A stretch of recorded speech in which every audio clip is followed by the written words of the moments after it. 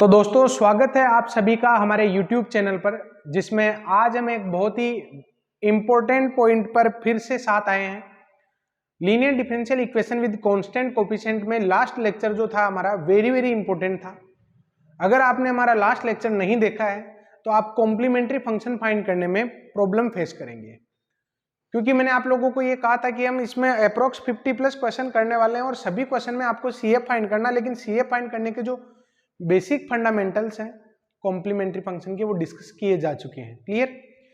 अब से हम जितने भी पॉइंट पढ़ेंगे उसमें PI पर बात करेंगे। आज का जो हमारा टॉपिक रहने वाला है उसमें general method for particular integral ये रहेगा। उसके बाद हम PI फाइंड करने के स्पेशल मेथड या शॉर्ट मेथड भी पढ़ने वाले हैं। तो दोस्तों यहाँ पर जनरल मेथड फॉर PI आज हमारा टॉपिक रहने वाला है, जिसमें आप लोगों को कोई एक फंक्शन जो है Q बराबर में जो दे रखा होता है ना फंक्शन, अगर बराबर में 0 होता है तो PI 0 होता है, लेकिन अगर बराबर में कोई फंक्शन ऑफ x है आपके तो PI फाइंड करने का जो मेथड रहता है, if a differential equation f dy is equals to Q, then PI को हम कैसे फाइंड करते हैं 1/fd और इधर लिखा जाता है Q।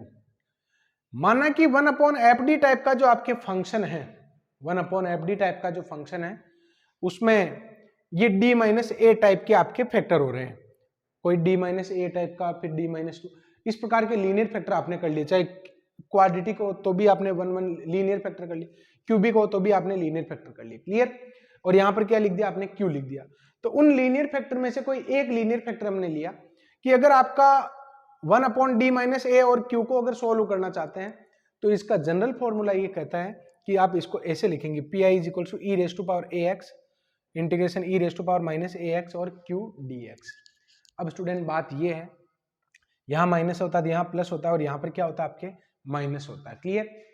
जनरल मेथड की आपको तब जरूरत पड़ेगी जब हम शॉर्ट मेथड में आप लोगों को वैसे तो e raise to power x के लिए, cos ax के लिए, एक्स स्क्वायर के लिए, मल्टीपल में भी आपके फंक्शन दे रखा हो तो उनके लिए, सबके लिए ही पढ़ेंगे।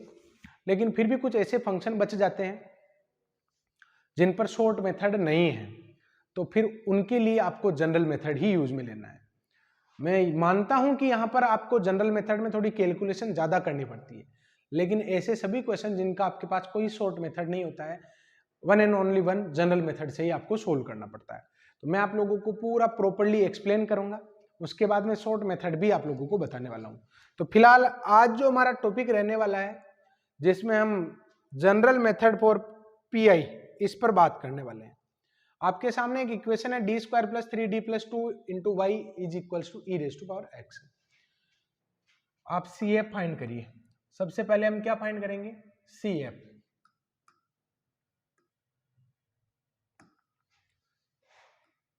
ये हम CF फाइंड करने वाले हैं और CF के लिए हमें क्या चाहिए, ऑक्सिलरी इक्वेशन। तो आपके जो ऑक्सिलरी इक्वेशन ये हो जाएगी m² + 3m + 2 is equals to 0। Clear? So student यहां पर m + 2 और m + 1 इसके फैक्टर हो रहे हैं, तो m की दो वैल्यू आ जाएगी ना आपके, -2 एंड -1। क्लियर? अब आप इसका CF लिख सकते हैं। देखो CF में आपके दोनों वैल्यू रियल आ रही है, नॉन रिपीटिंग आ रही है, देन आपका जो CF है वो क्या हो जाएगा आपके C1 e raise to power -2x और C2 e raise to power में -x। ये हमने CF फाइंड कर लिया। देखो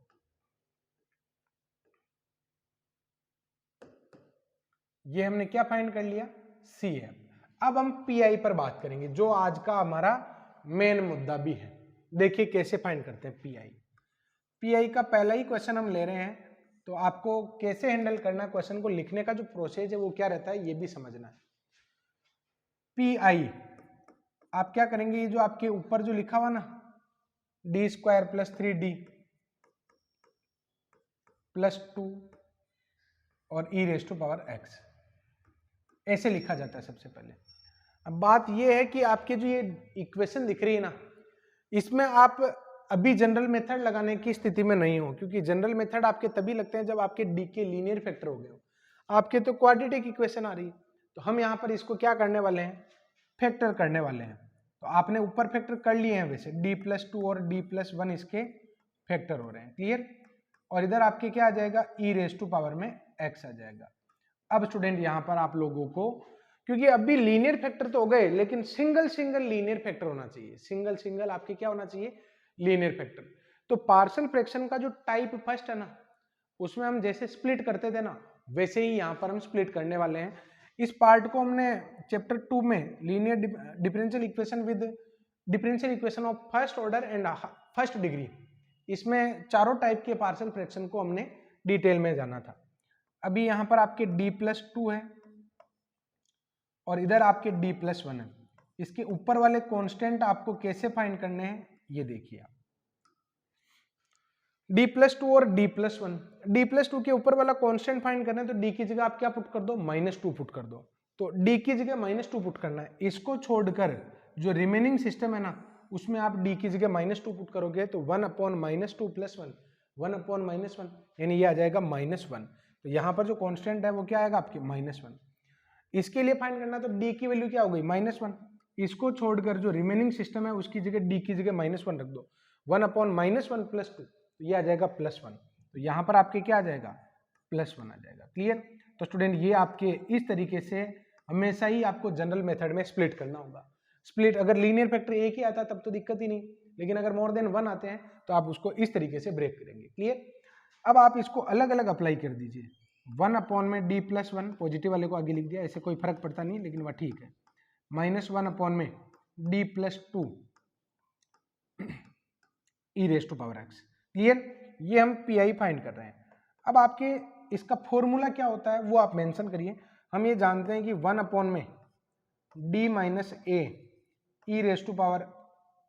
d-a और e⁻x अगर मान लो ये है, तो इसको आप कैसे सोल्व करेंगे, d-a और q, यहां पर आपकी क्या है, सॉरी ये यहाँ पर e⁻x नहीं, अभी पर्टिकुलर किसी पर बात नहीं कर रहे हैं। तो अगर ये q है तो इसका सॉल्यूशन हम कैसे फाइंड करते हैं, तो यहाँ पर पी आ जाता है आपके e⁻ax तो बाहर आता है, इंटीग्रेशन में आएगा आपके e⁻−x इंटू q और dx। ये आपके जनरल मेथड का जो फॉर्मूला है अगेन मैंने मेंशन किया। अब मैं यहाँ पर चलने वाला हूँ नेक्स्ट, इस पर अप्लाई कर रहा हूँ, इस पर भी अप्लाई करेंगे सेम प्रोसेस, इस पर भी अप्लाई करेंगे। तो देखिए यहाँ पर क्या आ जाएगा, पीआई के लिए फर्स्ट वाला जो रिजल्ट है ना, उसमें देखो यहाँ पर +1 है ना, तो यहाँ पर -1 आएगा। देखो d-a है ना, तो जो यहाँ पर होता है वो यहाँ पर उल्टा आता है, क्लियर। इधर आ जाएगा आपके e⁻−x then e⁻x into q dx, clear, then minus, और यहाँ +2 है ना, तो यहाँ पर आएगा आपके e⁻−2x e⁻2x और e⁻x इंटू dx, क्लियर। तो स्टूडेंट यहाँ पर अगर आप इसको सोल्व करते हैं तो e⁻−x और e⁻2x अपॉन में क्या आ जाएगा, 2 आ जाएगा, और माइनस में e⁻−2x, और इसको अगर आप सोल्व करेंगे तो e⁻ क्या आ जाएगा आपके 3x अपॉन में 3 आ जाएगा, क्लियर। अच्छा एक बात ध्यान रखें, यहाँ पर इंटीग्रेशन तो हो रहा है लेकिन आप फिर भी कांस्टेंट नहीं लगाएंगे, क्योंकि आप सेकंड ऑर्डर की डिफरेंशियल इक्वेशन को सोल्व कर रहे हो, जिसके लिए 2 आर्बिट्री कांस्टेंट ऑलरेडी आप लिख चुके हो, तो बार बार आपको सी नहीं लगाना। अगर आप यहाँ सी लिखते हो तो आप गलत कर रहे हो, क्लियर।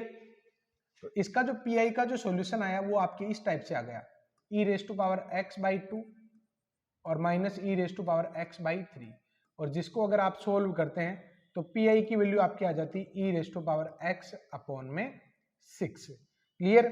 अब स्टूडेंट यहाँ पर ये पीआई भी हमने फाइंड कर लिया, सीएफ भी हमने फाइंड कर लिया, देन आप इसका कंप्लीट सॉल्यूशन लिखेंगे। So complete solution y is equals to CF plus PI होता है। तो y is equals to CF की वैल्यू तो क्या होगी, C1 e⁻−2x plus C2 e⁻−x और प्लस में e⁻x/6, क्लियर। तो स्टूडेंट फाइनली आपने CF और PI को कॉम्बो में लिखते हुए इसका कंप्लीट सॉल्यूशन फाइंड कर लिया है। अब स्टूडेंट मैं आप लोगों को जनरल मेथड में 2-3 बातें सजेस्ट करना चाहूंगा। फैक्टर होना जरूरी है, किसी भी टाइप की इक्वेशन हो आपके फैक्टर होना जरूरी है। अगर फैक्टर हो जाते हैं तो ठीक, नहीं होते हैं तब भी जबरदस्ती करने पड़ सकते हैं। यहाँ पर तो आपके सीधे ही फैक्टर हो गए d+2 और d+1 e⁻x। क्लियर। अब स्टूडेंट यहाँ पर d+2 के ऊपर वाला अगर आप कांस्टेंट फाइंड करना चाहते हैं तो उसके लिए शॉर्ट ट्रिक पर मैंने आप लोगों को जैसे इंटीग्रेशन में करते थे ना, वही तरीका हमने यहाँ पर लगाया। क्लियर। ये टाइप फर्स्ट में आपके पार्शियल फ्रैक्शन जा रहा है, इसके ऊपर -1 और इसके ऊपर क्या आ गया आपके +1 आ गया। अब इस पर आप अलग अप्लाई कर दिया और इस पर अलग अप्लाई कर दिया। इसके लिए अब देखो शॉर्ट मेथड कि अगर इस टाइप से हो तो e⁻ax e⁻−ax dx होता है ना, वैसे ही यहाँ पर आपके +1 आना तो यहाँ -1 बाहर आएगा और e⁻x और e⁻x dx आएगा। क्लियर। अब यहाँ पर आप लोग देखो e⁻−2x क्यों आएगा, क्योंकि यहाँ पर +2 था ना, तो यहाँ पर -2x और यहाँ पर फिर यहाँ -2x है तो यहाँ पर e⁻2x आएगा। क्लियर। और ये अगेन आ गया आपके q, जिसको आपने इंटीग्रेट कर लिया। क्लियर। और ये सॉल्यूशन आ गया पीआई का। अब एक बात मैं आपको बता रहा हूं कि ये जो है ना x का कोफिशिएंट क्या है, अगर मैं डायरेक्ट इसके बाद में ये स्टेप लिख दूं तो कैसा रहे, और लिखा जा सकता है। और ये कोई ट्रिक नहीं बता रहा हूं, ये तो अपने नेक्स्ट जो टॉपिक आने वाला है उसमें short method for pi particular, जब q की वैल्यू आपकी e⁻x होना तो काम में लेंगे। और उसमें आपको क्या करना है, x का कोफिशिएंट क्या है 1 है ना, d की जगह 1 पुट कर दो, 1 + 3 + 2 6 हो गया, 0 तो नहीं है ना, तो बस 1/6 और e⁻x। तो देख लो ये आंसर आ गया। और मुझे भी एक सुधार का मौका मिल गया, और वो ये है कि यहाँ पर 6 जो है ना इतना ऊपर नहीं लगाना है, अपॉन में 6 आएगा। क्लियर। ये आपके सुधार इधर भी हम कर देते हैं।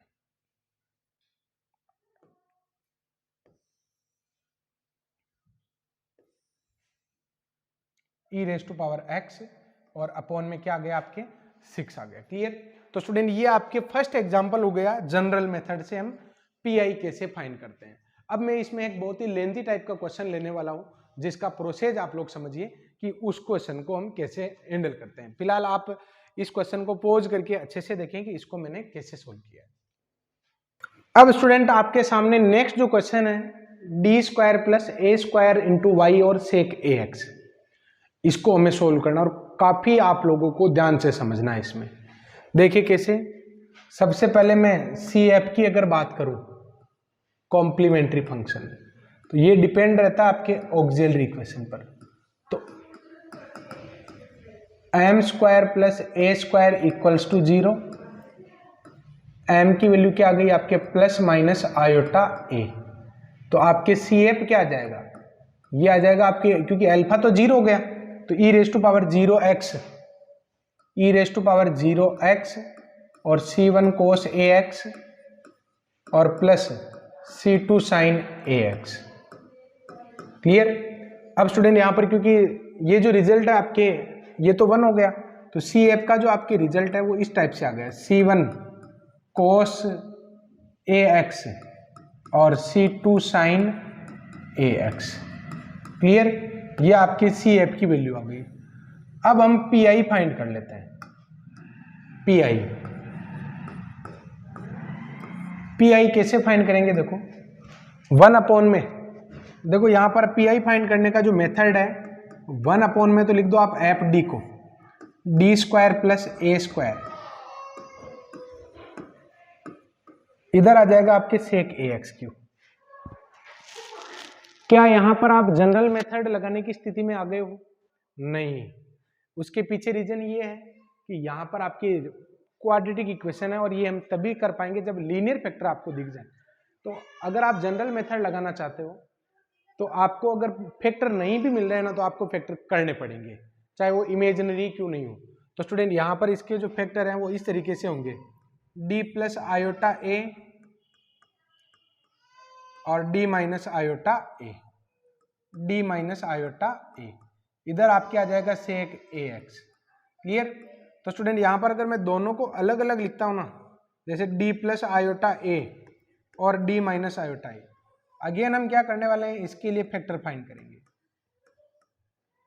अगेन दोनों के लिए हम क्या फाइंड करने वाले हैं, कांस्टेंट फाइंड करने वाले हैं। जैसे d + i के लिए अगर आप कांस्टेंट फाइंड कर रहे हो, कैसे फाइंड करोगे d + i के लिए, तो इसको जब 0 के इक्वल पुट करोगे तो d की वैल्यू क्या आएगी -i। तो आप इसको छोड़कर रिमेनिंग जो सिस्टम है उसमें d की जगह माइनस आयोटा ए पुट कर दो, तो 1/-2 आयोटा ए आ जाएगा। यहाँ पर आपके क्या आ जाएगा, -1/2 आयोटा ए। क्लियर? देन स्टूडेंट यहाँ पर x नहीं आएगा, x गलती से लिखने में आ गया होगा, यहाँ x नहीं है। ओके, अब आप देखो इसके लिए अगर फाइंड करोगे तो d इज इक्वल्स टू क्या आएगा, आयोटा ए। तो अब आप इसको छोड़कर जो रिमेनिंग सिस्टम है उसमें आप d की जगह आयोटा ए रख दो। आयोटा ए और आयोटा ए क्या हो जाएगा, 2 आयोटा ए। देन स्टूडेंट यहाँ पर ये वाला जो कांस्टेंट आ गया 2 आयोटा ए आ गया। क्लियर? अब आप क्या करिए, जो 2 आयोटा ए दोनों में कॉमन ही आ रहा है ना, तो हम यहाँ पर 2 आयोटा ए को कॉमन निकाल लेते हैं। 1/2 आयोटा ए अगर कॉमन लेते हो तो यहाँ पर आ जाएगा आपके d माइनस आयोटा ए, पहले लिख देता हूँ क्योंकि पॉजिटिव है, और सेक ए एक्स, और माइनस में 1/d प्लस आयोटा ए, और इधर भी आ जाएगा आपके सेक ए एक्स। क्लियर? अब हम कैसे सोल्व करेंगे, देखो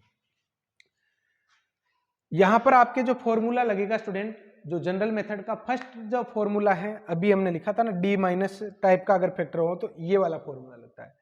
तो इस फॉर्मूले को अगर आप लगाना चाहते हो तो देखो यहाँ पर फॉर्मूला आपको मेंशन करना चाहिए 1/2 आयोटा ए, और पहले वाले का क्या हो जाएगा, यहाँ पर माइनस आयोटा आ रहा है, E raise to power iota A X, फिर क्या आएगा, E raise to power minus iota A X into Q, it mean sec A x, और माइनस में, और ये डी एक्स माइनस में, इधर आएगा E raise to power minus iota A X, फिर आएगा E raise to power iota A X sec A x और डी एक्स। अब बात यह है कि आप इसको इंटीग्रेट कैसे करेंगे। जैसे यहाँ पर साइन होता ना, तो ई की power A X sine B X का फॉर्मूला लग जाता, ई की power A X upon A square plus B square into A sine X B X minus B cos B X. लेकिन यहाँ पर ऐसा नहीं है ना, तो फिर क्या करें, तो आपको यहाँ पर एक फॉर्मूला याद होना चाहिए, E raise to power iota X, इसका फॉर्मूला क्या होता है आपकी, cos X plus iota sine X होता है। क्लियर? तो इस फॉर्मूले से मैं इसको ऐसे लिख सकता हूँ ना, यहाँ पर आ जाएगा 1/2 आयोटा ए, या इधर ही लिखे, मैं राइट साइड में ले लेता हूँ इसको, यहाँ पर हम लिख देते हैं इसको,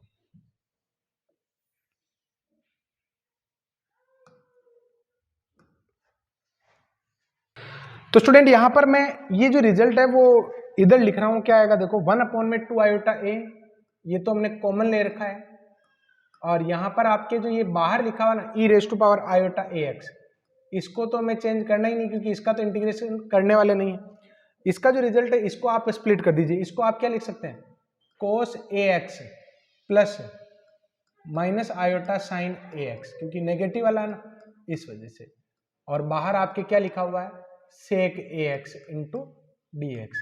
सेकेंड वाले में यहाँ पर माइनस है, और E raise to power iota A X, E raise to power minus iota A x, और यहाँ पर इसको अगर आप खोलते हैं तो ये आएगा आपके कोस ए एक्स प्लस आयोटा साइन ए एक्स, और यहाँ पर आ जाएगा आपके सेक ए X into D x. Clear?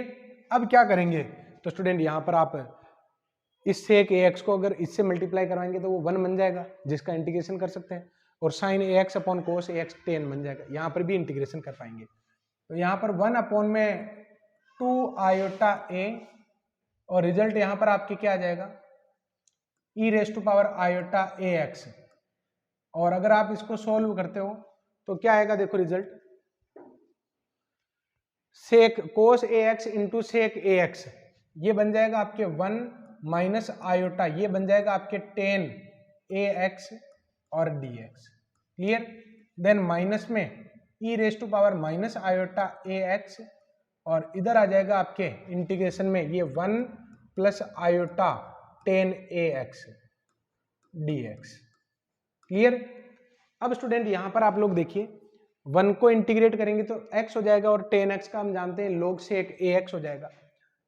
थोड़ा सा ये क्वेश्चन क्योंकि जनरल मेथड है तो आप लोगों को कुछ क्वेश्चन बहुत बड़े लग सकते हैं, लेकिन जनरल मेथड में एक फायदा ये भी है कि जो क्वेश्चन किसी से नहीं होगा उसमें फिर आप भाग के जनरल मेथड से ही करोगे, तो फिर इतना बढ़िया मेथड है तो छोड़े क्यों, इसको अच्छे से पढ़ेंगे इसको।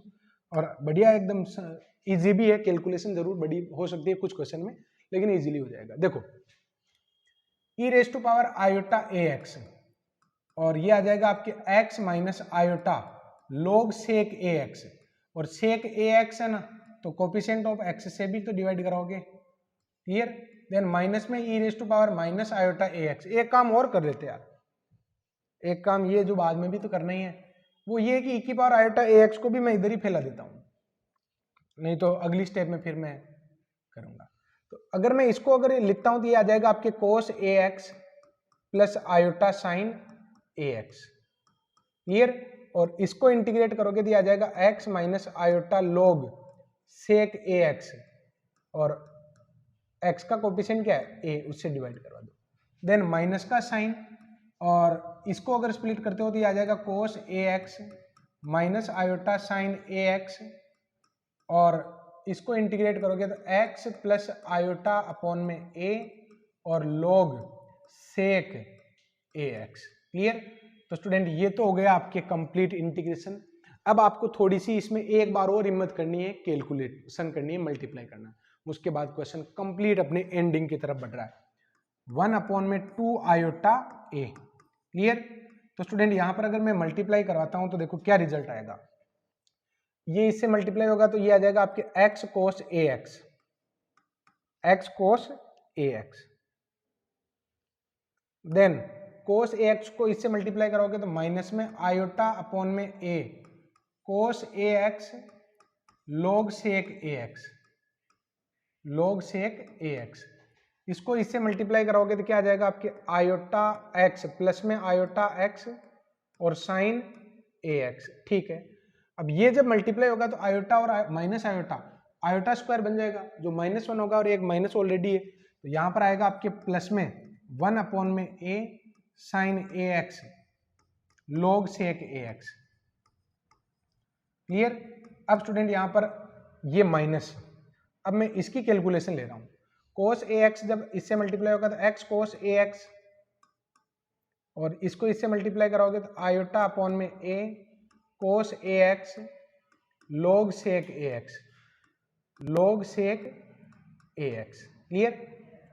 और उसके बाद में ये वाला इससे मल्टीप्लाई होगा तो यहां पर आएगा माइनस में आयोटा x साइन ए एक्स, और माइनस आयोटा जब प्लस आयोटा से मल्टीप्लाई होगा तो iota square minus iota square क्या हो जाएगा +1, तो 1 अपॉन में a साइन ए एक्स और लॉग सेक ए एक्स, क्लियर। तो ये थोड़ी सी कैलकुलेशन जरूर बड़ी हुई, लेकिन वह ठीक है, कर लिया हमने।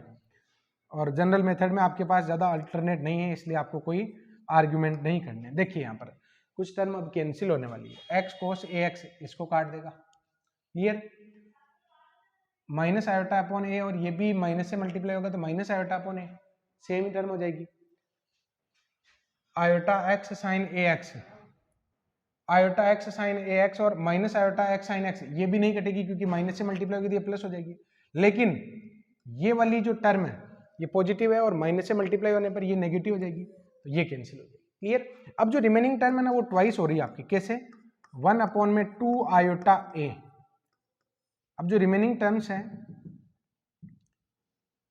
1 अपॉन में 2 आयोटा a, इधर देखो आप कि आयोटा x साइन ए एक्स और आयोटा x साइन एक्स 2 बार हो जाएगी, और ये भी आपके 2 बार हो जाएगी। माइनस में iota upon a cos A x log sec x, और ये भी माइनस से गुणा होगा तो माइनस में 2 आयोटा अपॉन में a कोस ए एक्स और लॉग सेक ए एक्स, क्लियर।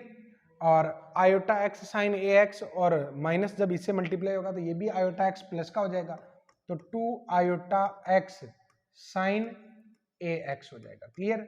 तो स्टूडेंट यहाँ पर अब क्या करिए, 2 आयोटा कॉमन ले लो, आंसर कंप्लीट आपके मैच हो जाएगा, रियल में आ जाएगा। तो 2 आयोटा अगर आप कॉमन लेते हो ना, अगर हम 2 आयोटा कॉमन लेते हैं तो आपके जो पी वाला पार्ट है वो क्या आ जाएगा, 2 आयोटा आपने कॉमन लिया, या यूं करो कि इसको पूरे को ही मल्टीप्लाई करवा दिया, यूं करो 1 अपॉन में 2 आयोटा a अगर अंदर जाएगा तो 2 आयोटा से 2 आयोटा कैंसिल हो जाएगा, यहाँ पर आएगा -1 upon a square cos A x log sec A x, 1/2 iota, इससे मल्टीप्लाई होगा तो 2 आयोटा से 2 आयोटा कट जाएगा और यहाँ पर आएगा आपके x अपॉन में a और साइन ax। क्लियर? तो स्टूडेंट ये फाइनली आपके पी हो चुका है, ये हमने CF फाइंड किया था। अब जो कंप्लीट सॉल्यूशन आएगा, complete solution y is equals to, complete solution आपके क्या आएगा, y is equals to CF plus PI होगा। क्लियर? तो CF को भी यहाँ पर लिख देना, PI को भी आप यहाँ पर लिख देना, आपका सॉल्यूशन हो जाएगा। मेन चीज ये है कि मैंने इतनी बड़ी जो कैलकुलेशन आप लोगों को बताई है, क्या आप लोगों के समझ में आई कि नहीं? अगर आपको नहीं आई समझ में तो ऑनलाइन का यही तो सबसे बड़ा बेनिफिट है, आप चाहें जितनी बार मुझसे पूछ सकते हैं। आप इसको थोड़ा सा बैक स्लाइड कीजिए और ये वापस मैं शुरू से बोलने लग जाऊंगा उसी वे में। क्लियर? तो स्टूडेंट ये 2 एग्जाम्पल थे जिसमें हमने जनरल मेथड को समझा है। अब इसमें कुछ रिलेटेड आप लोगों को कुछ और क्वेश्चन अगर मिलते हैं ट्राई करने के लिए तो जरूर आप उन क्वेश्चन को सोल्व करिए, इससे आपका कॉन्फिडेंस काफी इंक्रीज होगा। अब मैं यहाँ पर नेक्स्ट लेक्चर में पीआई फाइंड करने के शॉर्ट मेथड पर बात करने वाला हूं, जिसमें पहला ही अपना टॉपिक रहने वाला है क्यू आपके क्या हो, e⁻⁴ ax हो। क्लियर? तो स्टूडेंट फिलहाल आज की क्लास में इतना ही। Thank you.